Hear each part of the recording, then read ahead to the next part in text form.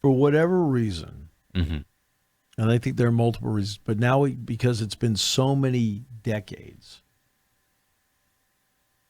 the NBA, the NHL, and the NFL are all thriving. Mm-hmm. Right? The NHL is thriving, but it's not to the level. It never will be of the other two. It's growing. The NBA is at its highest level of financial positivity.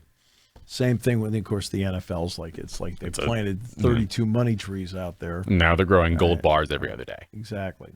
But they all have caps, Mm-hmm.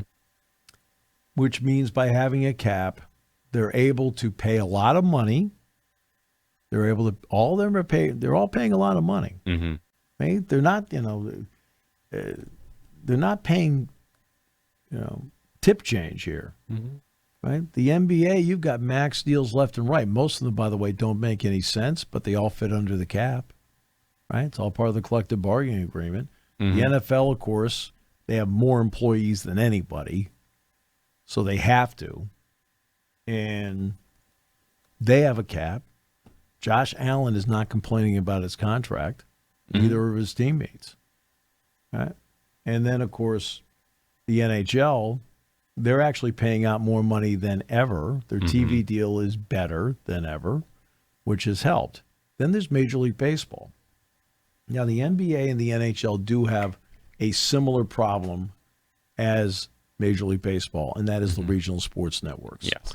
Regional sports networks were thought to be the golden goose. For baseball especially. For Major League Baseball above all.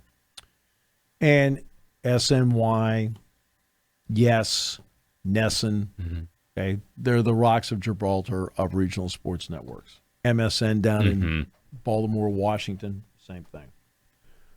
But in other places, they've gone out of business. Bally's got involved, and then suddenly it all started falling apart. Arizona, Minnesota, Cleveland. I'm just giving some examples here. San Diego, believe it or not, San Diego. All right, with that broadcast, I don't know if you've ever seen the Padres broadcast. Don Orsillo and Don's the best. And Mark Grant. Like, that's about as good as it gets in a regional sports network. I mean, so it's not the talent, right? But Major League Baseball is now running those networks for them. Part of the new ESPN deal they're trying to work out is for ESPN to run those networks. But you're still trying to piecemeal something that was thought to be your financial gold mine that was going to keep everybody afloat for decades.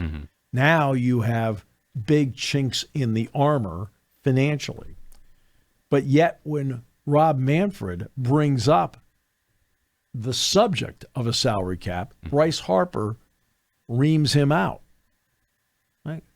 Excuse me. It's worked in other sports. And we just talked about the Marlins. We talked about the Pirates. We didn't mention the A's. If you have a cap, you also have a floor. Baseball doesn't have a floor. Now, that's why Kansas City, the A's, Tampa, the Pirates, and the Marlins all vote against the idea of a cap, because those franchises do not want a floor. They don't want a floor. Right? Now that would change everything, because even in the NBA, remember the Sixers were a team when they were going through the process. I still don't know what the result of the process is. Like, they got one sadness and heartbreak. They got one guy out of it, Joel Embiid. Okay, it's the one guy they got. How many knees does he have? Right, but the Sixers were fined for being under the floor. They were fined for it. You have to, if you were under the floor, you had to pay the number equivalent, divided up to the players and given to them. I remember the Thunder did it in the second year SGA was there. They paid every player on the Thunder $1 million, the franchise, just straight up $1 million paycheck. They had to. They were under it. Right? So, okay, it has a floor. So what it does is now, tide raises all boats. Okay? Now you've got guys making more money in Kansas City, Pittsburgh, Miami, Washington would. I think Washington has no problem. The projected number would be A's. about $160 million is the projected number. So let's say $150 million is the floor. Let's say $150 is the floor. I always thought 100 would be the floor, but that's the number is thought 150 or so. There's 13 teams currently under the 150 floor. The Royals, Twins, Cardinals, Rockies, Brewers, Reds, Nats, Cleveland, Rays, Pirates, Athletics, White Sox, and Marlins. Those 13 are all below there. 3 of them made the playoffs. I was going to say 3 of them. The Brewers were the best in the NL. Yes, 3 of them made the playoffs. Cleveland made it. Okay. They struck gold at the end of the season. And, of course, like the Reds. They all made it. Okay? Even at 100. Now, I don't care what number you pick for the cap. If you want to pick the cap, and this is what I'd be talking to them about. Hey, we'll make the cap 400. Okay? We'll make the cap 400. You can do whatever you want with it.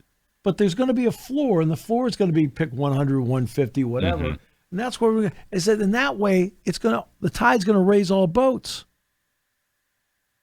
Okay? You can pick whatever number you want.